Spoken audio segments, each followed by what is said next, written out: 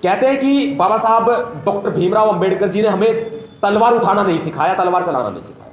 मैं उन सभी का सम्मान करता हूं जो इस तरह की फिलोसफी बताते हैं। मेरे घर में घुस के, मेरे पास आके, रास्ते में कहीं चलते हुए या किसी लड़ाई में झगड़े में कोई व्यक्ति मुझे एक थप्पड़ मार दे, तो क्या मैं गांधी की तरह दूसरा गाल उसको आगे करके ये कहूंगा कि दूसरे गाल पे भी मेरे थप्पड़ मारो, या मैं उसका प्रतिकार करूंगा? कहीं कोई डाकू, डकैत, चोर या कोई बदमाश कहीं कोई फायरिंग कर दे, कोई आतंकवादी देश पर हमला कर दे, तो क्या देश की सेना, देश की पुलिस गोली नहीं चलाएगी? क्या चलाएगी ना। जुल्म होता है, एफआईआर दर्ज कराने जाते हैं थाने में, पुलिस वाले ऐसे भगा देते हैं जैसे कुत्ते को धुतकारा जाता है।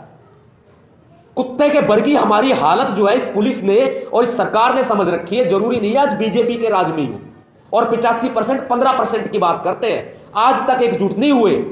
जब एफआईआर दर्ज नहीं होती, कुत्ते की तरह धुतकार करके, दुलाती मार के, लात मार के भगा दिया जाता है ना।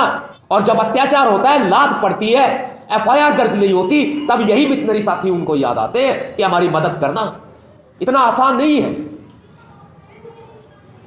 तभी जाकर के मैंने आपको यह उदाहरण बताया एफआईआर का। और जो तलवार की बात की, जो कलम की बात की, जो बंदूक की बात की, यह नहीं है कि ऐसा नहीं है कि गलत है, गलत नहीं है। जरूरत पड़ेगी तब जेल जाएंगे, जेल जाना बुरा नहीं है।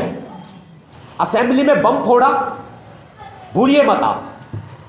जनरल डायर को गोली से उड़ाया, भूलिए मत आप। आवश्यकता है उस क्रांति की भी।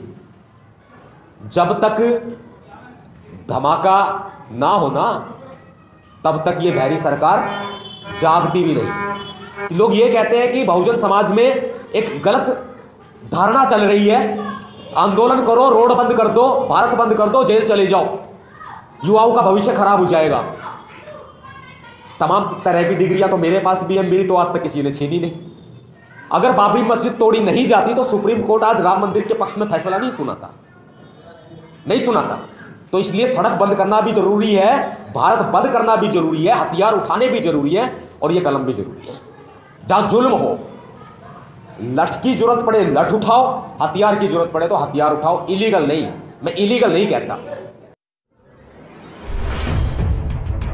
सभी को क्रांतिकारी जय भीम। आवाज तो नहीं आई। भीड़ कभी क्रांति नहीं करती। क्रांति बहुत ही चुनिंदा और कम लोग करते हैं, जिनके साथ पूरा समाज जुड़ता है और समाज उम्मीद करता है। बाबा साहब डॉक्टर भीमराव अंबेडकर जी, साहब काशीराम जी और हमारे सभी महापुरुषों के चरणों में श्रद्धासुमन अर्पित करते हुए मैं सभी का धन्यवाद व्यक्त करता हूँ। आप लोगों ने एक सफल प्रयास किया है, और जो सफल प्रयास एक कोशिश होती है, ये ना सोचें कि हम कोशिश कर रहे हैं वो हमारा प्रयास सफल होगा या नहीं होगा। कोशिश करना हमारा फर्ज बनता है। उन लोगों का क्या करें जो कभी कोशिश ही नहीं करते। तो आप लोगों की कोशिश एक सफल प्रयास है, और फरीदाबाद वीरों की धरती है। खासकर हमारे जो बहुजन समाज के युवा साथी हैं, उन्होंने एक बार नहीं, अनेकों बार, कई बार जब समाज को जरूरत पड़ी है तब अपनी एकता का परिचय दिया। मैं ज़्यादा दूर ना जाऊं, अपने से ही इस चीज़ का अंदाज़ा लगाया जा सकता है। जब 2018 में फरीदाबाद की पुलिस तानाशाही करते हुए मुझे गिरफ्तार करके गुड़गांव से फरीदाबाद ले आई थी। फरीदाबाद में काफ़ी पुराना नाता मेरा रहा है, चाहे वो सामाजिक आंदोलनों से रहा हो, चाहे मेरा व्यक्तिगत रूप से आप सभी साथियों के पास आना जाना हो।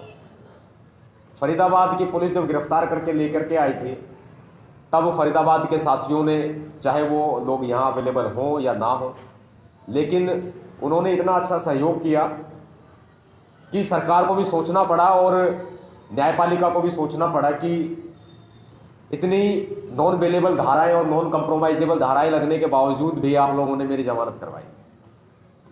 फरीदाबाद के वो साथी जो इस मुहिम में साथ रहे, काबिल तारीफ़ है, बहुत बहुत धन्यवाद उन सभी का व्यक्त करता हूँ। बात साहब काशीराम जी के, परम पूज्य बाबा साहब डॉक्टर भीमराव अंबेडकर जी के जीवन संघर्ष से शुरू होती है, और इसका अंत जहाँ तक मैंने देखा है ना, वो कभी हो नहीं सकता। इसका अंत यूं नहीं हो सकता कि सामाजिक आंदोलनों के साथी आते रहेंगे और जाते रहेंगे, क्रांतियां होती रहेंगी, आंदोलन होते रहेंगे। लेकिन साहब काशीराम की वो बातें मुझे आज भी याद है। जब मैं सुनता हूँ उनको तो बड़े गौर से और ध्यान से सुनता हूँ कि जब तक हमारे समाज की गैर राजनीतिक जड़ें मजबूत नहीं होती तब तक हमारी राजनीतिक जड़ें मजबूत नहीं हो सकती। हम चाहे कितनी कोशिश कर लें, इन गैर राजनीतिक जड़ों को मजबूत करने के लिए मान्यवर साहब काशीराम जी ने बाबा साहब अम्बेडकर जी के बिखरते हुए और टूटते हुए कारवां को समेटने का काम किया, उनको एक सूत्र में पिरोया। जब 65 का और 70 का दशक था, उस वक्त मान्यवर साहब काशीराम जी एक परीक्षण कर रहे थे कि जो समाज हमारा बिखर रहा है, टूट रहा है, जो हमारे महापुरुषों ने और बाबा साहब डॉक्टर भीमराव अंबेडकर जी ने जो सपना देखा, जो मूवमेंट चलाई, वो मूवमेंट खत्म होने की कगार पर आ चुकी है।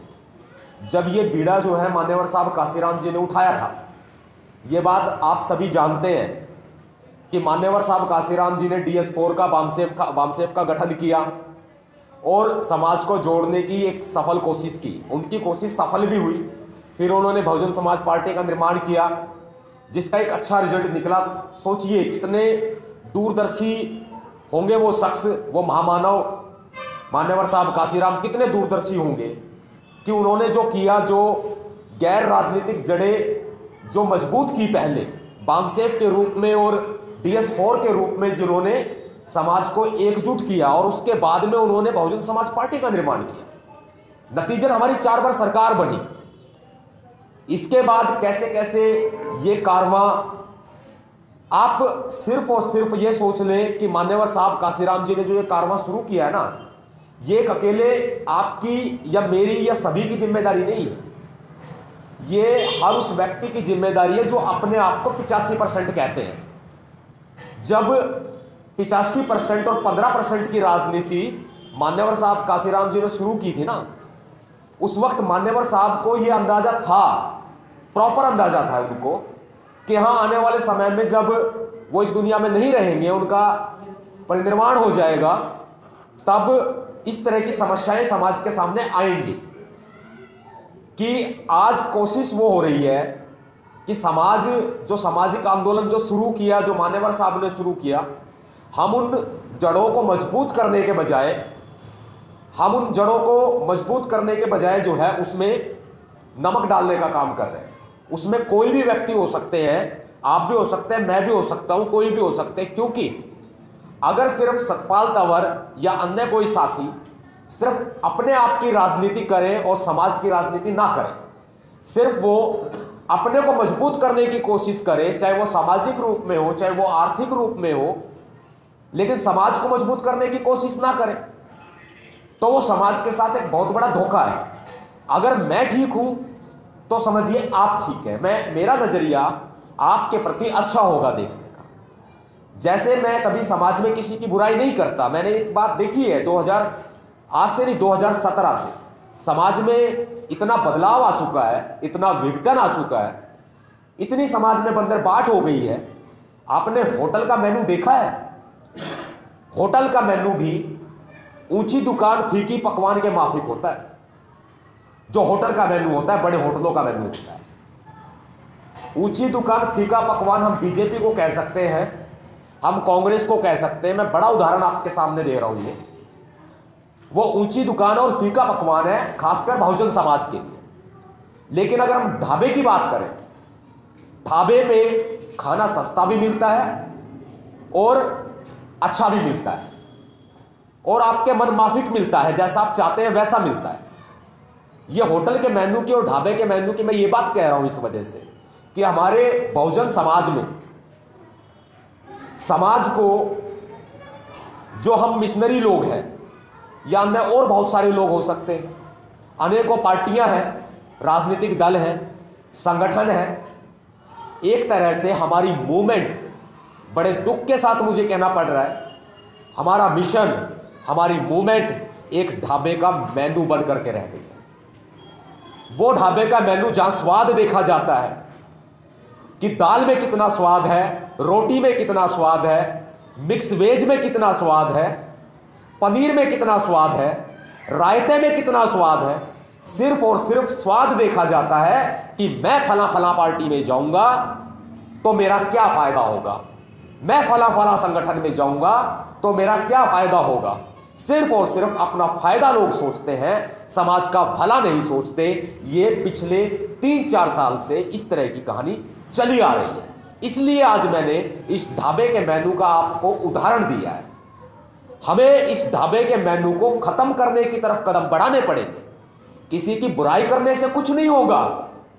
आप फला फला नेता की बुराई करें, फला फला नेता की बुराई करें, एक दिल्ली में बैठा होगा, एक गुड़गांव में बैठा होगा, एक हरियाणा में बैठा होगा, आप अपनी लकीर लंबी करें, आप समाज के लिए मेहनत करें कि आप सभी ने क्या किया है, मैंने क्या किया है, आपने क्या किया है, तभी हम लोग इस कारवां को आगे बढ़ा सकते हैं। आप लोगों ने एक कहानी तो सुनी होगी ना, राम और श्याम की, सुनी है कि नहीं सुनी है? जैसे या नो जवाब दो, फिर मैं बताऊंगा। नहीं सुनी। नहीं सुनी। राम और श्याम जो है 2 भाई थे और दोनों में इतना प्रेम था, बहनता प्रेम था दोनों में।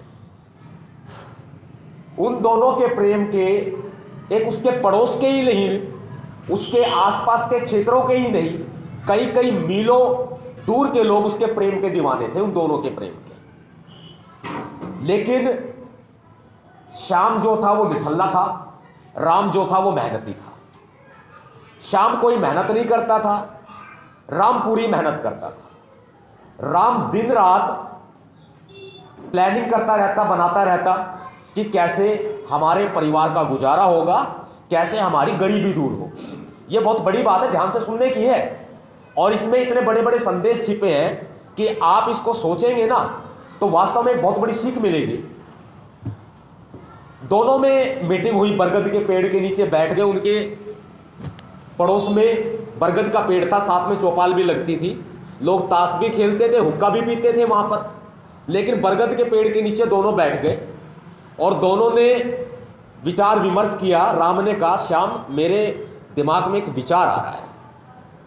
बोलो भाई श्याम, क्या विचार आ रहा है? श्याम ने बोला कि बोलिए भाई राम, क्या विचार आ रहा है? राम ने बताया कि हम लोग एक भैंस खरीदेंगे, एक भैंस खरीदेंगे, उस भैंस को बढ़िया चारा खिलाएंगे, वो भैंस दूध देगी, हम दोनों भाई उस दूध को गांव-गांव जा करके बेचेंगे, उससे जो मुनाफा आएगा उससे हमारे परिवार की तरक्की होगी, हमारे बच्चे अच्छी पढ़ाई लिखाई करेंगे, हमारे परिवार का अच्छा गुजारा होगा। श्याम ने कहा कि भाई विचार तो अच्छा है, तो देर किस बात की है, इस काम को क्यों ना कर दिया जाए। नहीं नहीं भाई राम, अभी नहीं करना, श्याम ने कहा। बोले क्यों नहीं करना? बोले कि मेरे मन में एक शंका है। बताओ भाई श्याम, क्या शंका है आपके मन में? हम भैंस खरीद के लाएंगे, पैसे भी लगेंगे, हम भैंस खरीद के लाएंगे, पैसे भी लगेंगे, उसका पालन पोषण भी होगा, चारा भी होगा, कई कई लोग मेहनत करेंगे, पूरा परिवार मेहनत करेगा। भैंस के पीछे बहुत मेहनत करनी पड़ती है, जो भैंस पालते हैं वो लोग जानते हैं, वो परिवार जानता है। भैंस के साथ जानवर के साथ जानवर बनना पड़ता है। दूध भी होगा, हम बेच भी लेंगे, पैसा भी कमाएंगे। लेकिन भाई राम, एक बात बताओ, हम इतनी मेहनत तो करेंगे, अगर भैंस मर गई तो क्या होगा? भैंस मर गई तो क्या होगा? इस सवाल का जवाब किसी के पास नहीं। राम ने बहुत समझाने की कोशिश की कि ऐसी इतनी जल्दी भैंस नहीं मर सकती, वो तो कह सकते हैं कि हमें कोशिश करनी ही नहीं, इसका मतलब। लेकिन उसके दिमाग में, श्याम के दिमाग में जो फितूर बैठा था कि भैंस मर गई तो, भैंस मर गई तो ही रहा उसके दिमाग में। ना श्याम ने कोई मेहनत की, ना उसने भैंस खरीदी, ना ही उसने आगे कोई काम किया, राम ने उसको बहुत समझाया।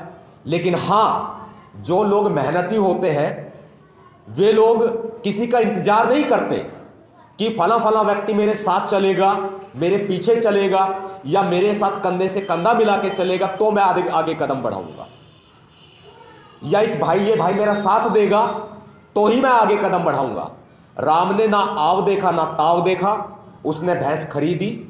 दोनों मियां बीवी ने पूरी मेहनत की और देखते ही देखते राम पैसा कमाता गया, उसका परिवार समृद्ध होता गया और उसकी जीविका में भी, उसके आचरण में भी, उसकी जीवन शैली में भी बदलाव आता गया। बच्चे अच्छे स्कूल में पढ़ने लग गए, पूरे परिवार की तरक्की हुई, पड़ोसियों ने भी बहुत तारीफ की, आसपास के लोगों ने भी बहुत तारीफ की। लेकिन श्याम जो था वही रहा।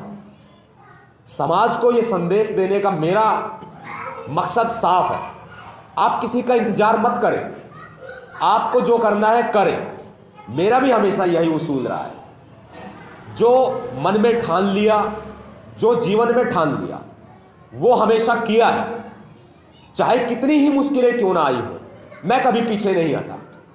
चाहे कितने ही मनुवादियों के द्वारा ऑफर किए हो, मैं कभी पीछे नहीं हटा, ना मैं कभी बिका। चाहे कितने ही मनुवादियों के द्वारा हमले किए हो, लेकिन मैं कभी नहीं डरा और ना कभी झुका। अगर मैं झुक जाता, मैं डर जाता, मैं बिक जाता, तो समाज में आज जो मुझे प्यार मिल रहा है वो प्यार मुझे नहीं मिल रहा होता। संघर्ष बड़ी कठिनाइयों से मिलता है, संघर्ष के लिए कुर्बानियां देनी पड़ती है। हर किसी व्यक्ति से कुछ ना कुछ सीखने को मिलता है, आप कभी किसी को इग्नोर ना करें। हर किसी व्यक्ति की अपनी फिलॉसफी होती है, चाहे वो गलत हो चाहे वो सही हो। एक चोर की भी अपनी फिलॉसफी होती है, एक डकैत की भी अपनी फिलॉसफी होती है, और एक प्रधानमंत्री की भी अपनी फिलॉसफी होती है, एक मुख्यमंत्री की भी अपनी फिलॉसफी होती है, यानी कि राजनेता की भी अपनी फिलॉसफी होती है, एक साइंटिस्ट की अपनी फिलॉसफी होती है, एक समाजसेवी की अपनी फिलॉसफी होती है, एक इंजीनियर की अपनी फिलॉसफी होती है। अगर रोड पे चलने वाला व्यक्ति कोई रोड पर भीख मांग रहा है तो हम ये ना सोचे कि वो हाफ माइंड है, उसकी भी अपनी कोई ना कोई फिलॉसफी होगी। हमें तो जानवरों तक से भी सीखने को मिल सकता है, इसलिए हम ये ना सोचें कि कोई भी व्यक्ति किसी को इग्नोर ना करे। हर किसी व्यक्ति से हमें कुछ ना कुछ सीखने को मिल सकता है।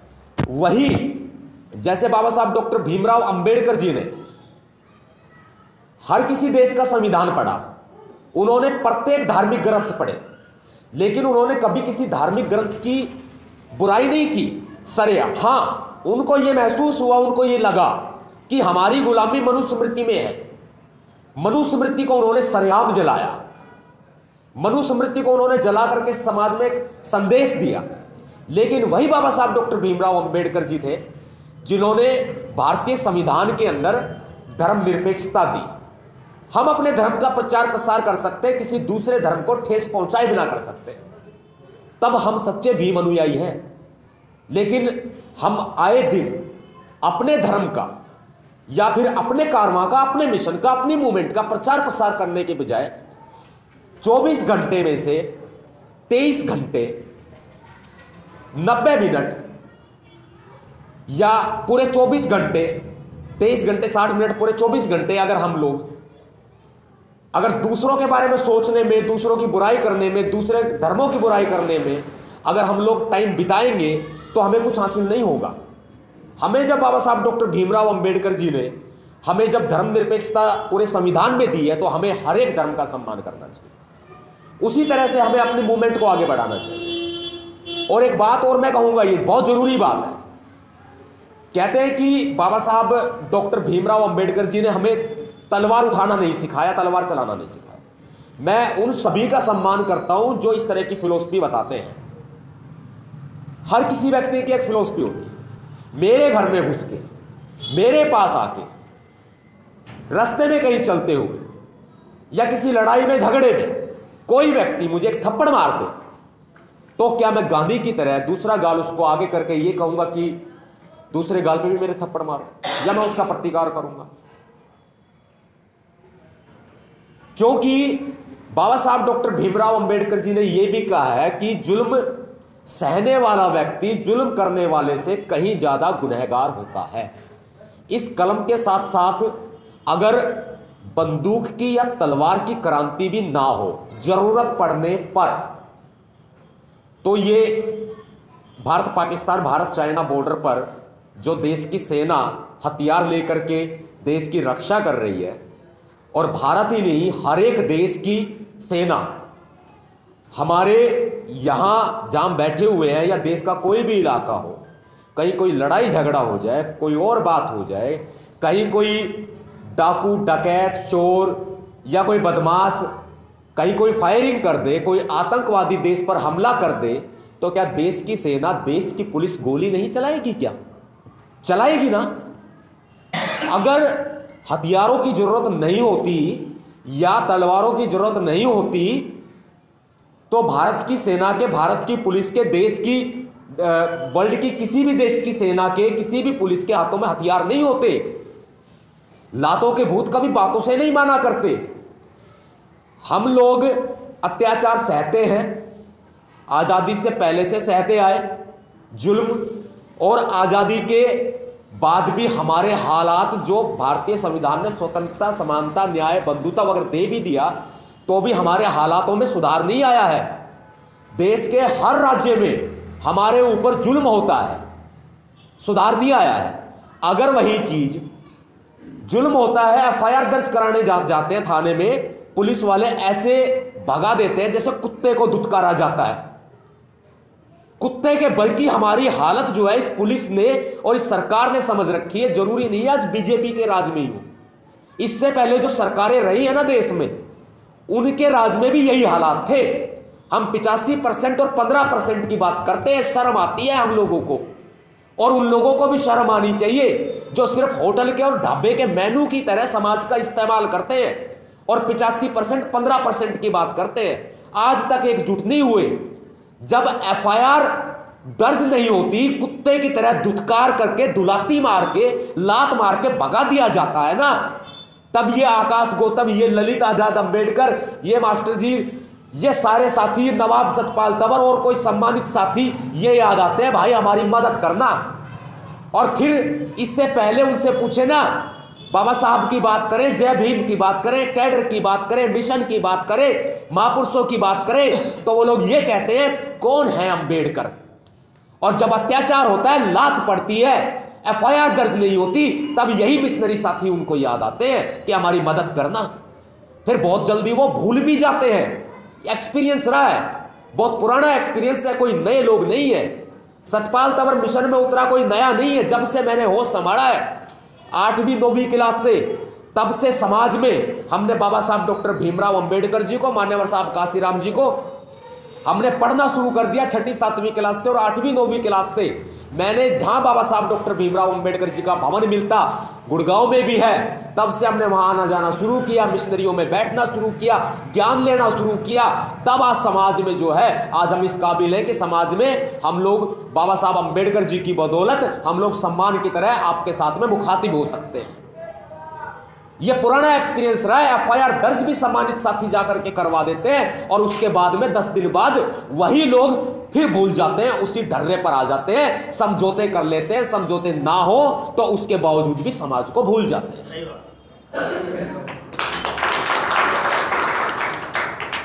अगर सामाजिक क्रांति और गैर राजनीतिक जड़ें मजबूत होना इतना आसान होती ना, तो मान्यवर साहब काशीराम जी को अपना परिवार नहीं त्यागना पड़ता। जब उनके पिताजी का देहांत हुआ ना, वो एक पड़ोस के ही क्षेत्र के अंदर सभा कर रहे थे, ये बात पता होगी आपको। जब मान्यवर साहब की माताजी गई ना मान्यवर साहब के पास कि आपके पिताजी का देहांत हो गया है, आप चलिए जरा मिट्टी में तो कम से कम शरीक होने का मौका मिल जाए। मान्यवर साहब जी ने बिल्कुल साफ इनकार कर दिया। समाज मेरा परिवार है, मैंने परिवार त्याग दिया तो त्याग दिया, मैं नहीं पिघलूंगा। मेरे पिताजी का देहांत हो गया, मैं नहीं पिघलूंगा, मैं मोम नहीं हूं। मान्यवर साहब को पत्थर बना दिया इस समाज के हालातों ने। जो समाज के हालात थे, इतना स्वार्थी, महत्वाकांक्षी यदि हमारा समाज नहीं होता तो मान्यवर साहब इतने पत्थर दिल नहीं बनते। मान्यवर साहब को पत्थर दिल बनना पड़ा, समाज को अपना परिवार माना उन्होंने, तब जाकर के ये मूवमेंट खड़ी हुई है। और आज इस मूवमेंट में बिखराव के जो हालात हैं वो बयां नहीं किए जा सकते। हमें इस मूवमेंट को समेटने की भी जरूरत पड़ेगी, समाज में काम करना पड़ेगा, इतना आसान नहीं है। तभी जाकर के मैंने आपको यह उदाहरण बताया एफआईआर का। और जो तलवार की बात की, जो कलम की बात की, जो बंदूक की बात की, यह नहीं है कि ऐसा नहीं है कि गलत है, गलत नहीं है। लाइसेंस लो, आप पुलिस में जाइए, लाइसेंस अप्लाई कीजिए। आप हथियार रखना तो जरूरी है ना, सेल्फ प्रोटेक्शन। एंड जो समाज के जो लोग बुद्धिजीवी लोग हैं, परिवार की रक्षा तो होगी होगी, उन बुद्धिजीवियों की रक्षा भी होगी, खुद की रक्षा भी होगी, समाज में काम करना है तो। वरना अपना परिवार पालिए, मना किसने किया, हम भी पाल रहे हैं। परिवार पालो, सुबह से लेकर शाम तक मेहनत करो, बुढ़ापे तक तो 3-4 कोठियां बनी जाएंगी। तरक्की होती देखी है समाज की कभी? मैंने नहीं देखी। जो आदमी सरकारी नौकरी में चला गया, बिजनेसमैन बन गया, उनकी तरक्की तो होती देखी है। वरना ये हालात हैं हमारे समाज के। इतना अंधविश्वास, पाखंड है। मैं किसी देवी देवता का विरोधी नहीं हूं, पहले ही बताया है, लेकिन सुबह सुबह चाय बाद में पी जाती है, पहले देवी के ऊपर भोग लगता है चाय का। इतना अंधविश्वास, इतना पाखंड है। और उसकी तरक्की पता कैसे होती है उस समाज की? घर में कैंसर का मरीज, टीबी का मरीज, बच्चों को कोई और बीमारी हो गई, ऐसे दर्दनाक मौत होती है इन परिवारों की। यह बहुत बड़ी कड़वी सच्चाई बता रहा हूं मैं आपको। मैंने खुद अपनों के यहां देखा है।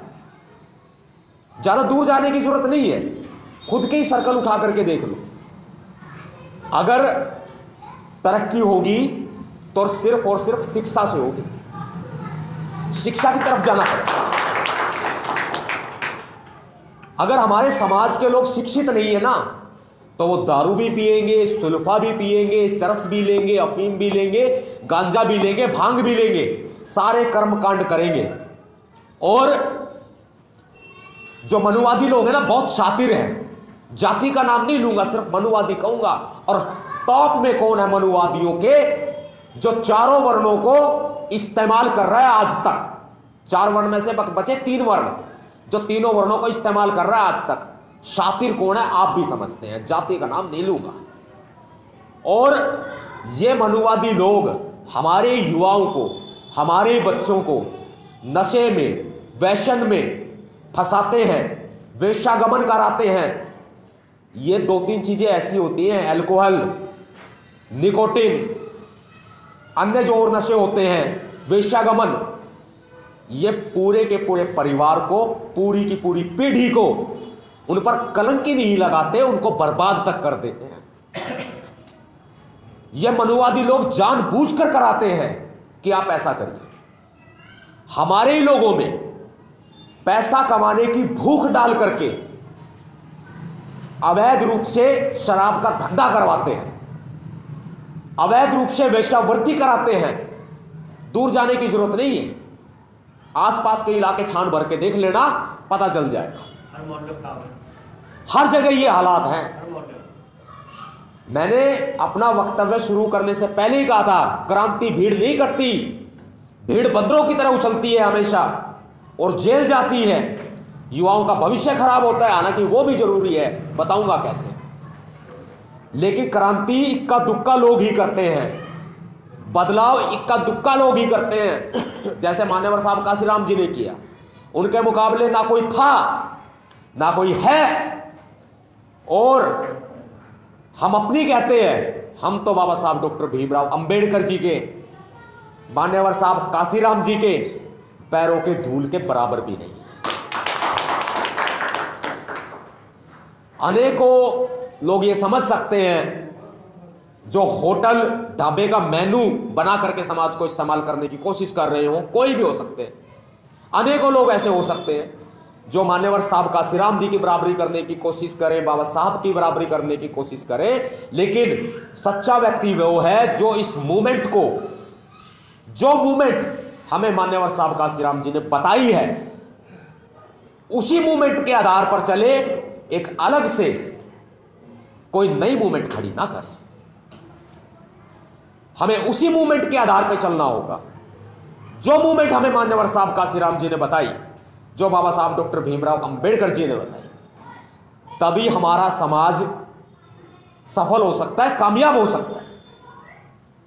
रही बात जेल की, गुरु रविदास आंदोलन में लोग जेल गए, अन्य और आंदोलन बहुत से हुए। जब जेल हुई हम भी जेल गए हैं। समाज में जब आवश्यकता होगी, जरूरत पड़ेगी, तब जेल जाएंगे। जेल जाना बुरा नहीं है, आंदोलन करना बुरा नहीं है। अगर ये आक्रोशित और क्रांतिकारी आंदोलन आप गलत मानते हैं तो इसे गलत ना माने, क्योंकि महात्मा गांधी की जैसे इस देश में पूजा होती है, उससे कई ज्यादा पूजा सरदार उधम सिंह की, सरदार भगत सिंह की, चंद्रशेखर आजाद की और हमारे सभी क्रांतिवीरों की होती है जो देश पर शहीद हुए हैं। असेंबली में बम फोड़ा, भूलिए मत आप। जनरल डायर को गोली से उड़ाया, भूलिए मत आप।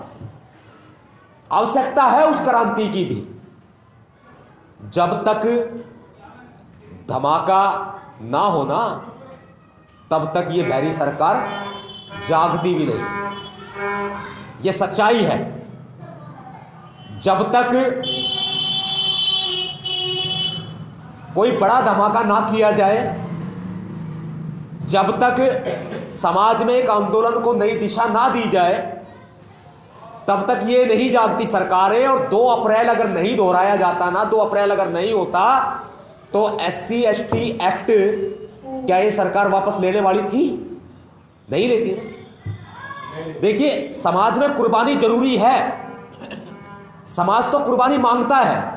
मैं अपने समाज का उदाहरण क्यों दूं कि लोग ये कहते हैं कि बहुजन समाज में एक गलत धारणा चल रही है, आंदोलन करो, रोड बंद कर दो, भारत बंद कर दो, जेल चले जाओ, युवाओं का भविष्य खराब हो जाएगा।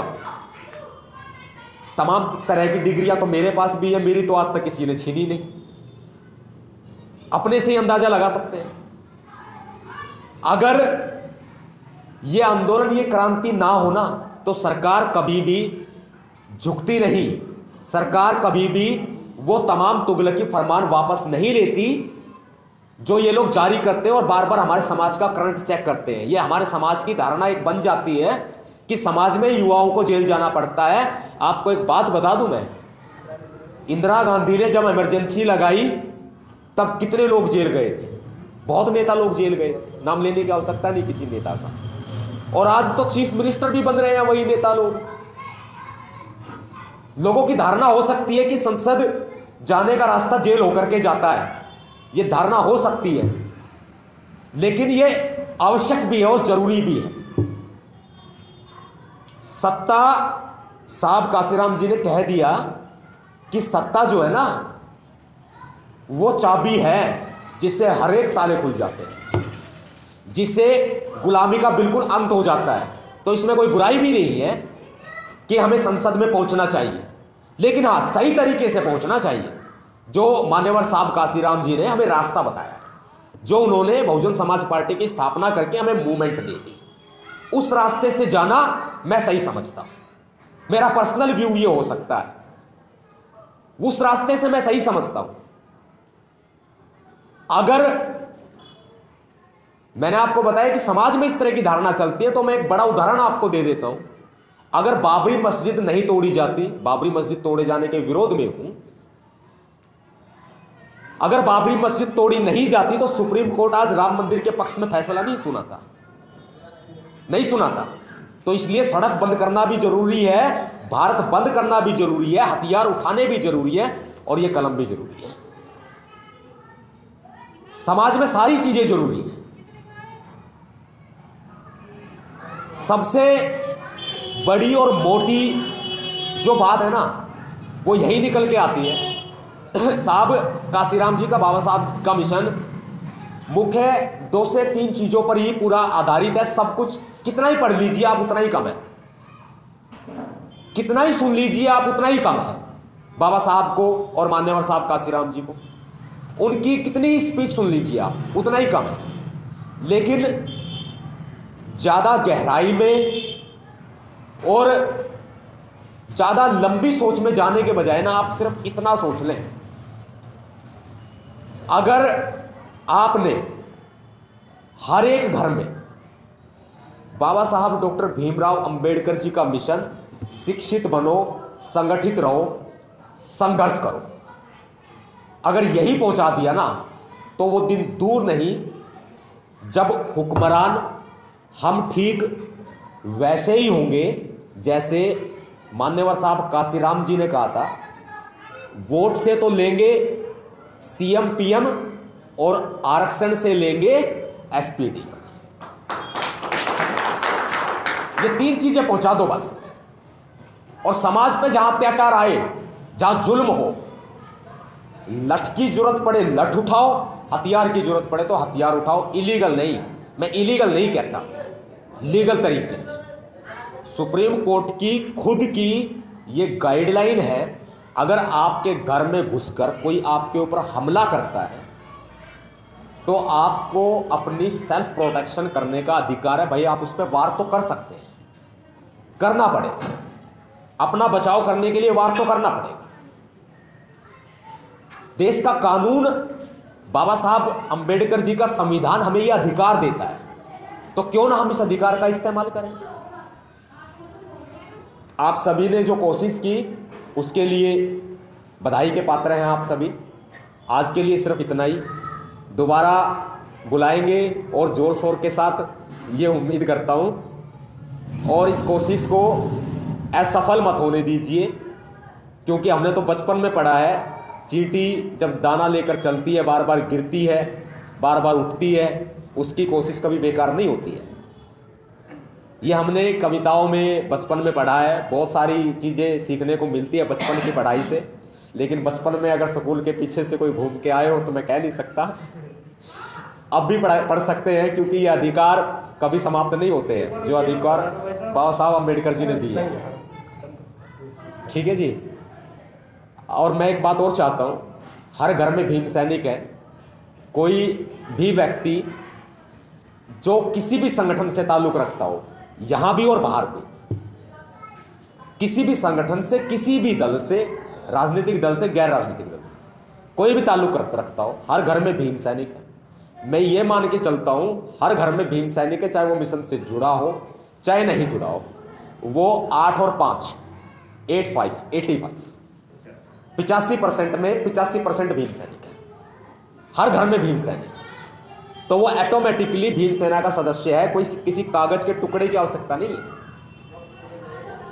हर जगह भीम सेना है, हर शहर में भीम सेना है, हर गांव में भीम सेना है, हर घर में भीम सेना है, हर मोहल्ले में भीम सेना है, पूरे देश में भीम सेना है, और देश के बाहर भी पूरे वर्ल्ड में भीम सेना है। संगठन की लड़ाई नहीं है, होटल का मेनू मत बनाइए आप, ढाबे का मेनू मत बनाइए आप। इस लड़ाई को मिलके लड़ना है हमें, सभी को एकजुट करके लड़ना है हमें। जब समाज पर आंच आए ना, तब हमें सबको मिल करके लड़ना है, सारे संगठनों को साथ लेके चलना है। और हर घर में भीम सैनिक है तो वो भीम सेना का सदस्य है ऑटोमेटिकली, किसी कागज के टुकड़े की आवश्यकता नहीं है बिल्कुल भी, और किसी सर्टिफिकेट के, किसी कागज के टुकड़े के हम लोग मोहताज भी नहीं है कि कोई संगठन हमें कागज का टुकड़ा देगा तो हम लोग मिशन में काम करेंगे, या नवाब सतपाल तंवर आपको आदेश देगा या कोई और आपको आदेश देगा तब आप काम करेंगे। आप अपनी मर्जी के खुद मालिक हैं। बाबा साहब अंबेडकर जी के द्वारा दिए गए अधिकार, संवैधानिक अधिकार अगर आपको मिल गए ना तो आप किसी के गुलाम नहीं हैं, बिल्कुल भी आप मालिक हैं, आप खुद मालिक हैं। समाज में काम करने के लिए आपको किसी से पूछने की आवश्यकता नहीं है। इस कारवां को आगे बढ़ाए। फरीदाबाद वीरों की धरती है, ये जमीन हमारे खून और पसीने से सींची हुई है, हमारी संख्या ज्यादा है। हम किसी मनुवादी के गुलाम नहीं है कि कोई मनुवादी हमें जो है कहेगा बीजेपी के लिए आकर्षित करेगा, कांग्रेस के लिए आकर्षित करेगा, तब हम उसकी तरफ भागेंगे। अपने लिए काम करें, अपनी पार्टी के लिए काम करें, अपने दल के लिए काम करें, अपने संगठन के लिए काम करें। मेरी आप सभी से यही उम्मीद है, यही आशा है कि दोबारा जब आएंगे एक नया जोश होगा, नई ऊर्जा होगी, नई क्रांति होगी। क्रांतिकारी जय भीम, जय भारत, नीला सलाम, जय संविधान, भीमसेना जिंदाबाद।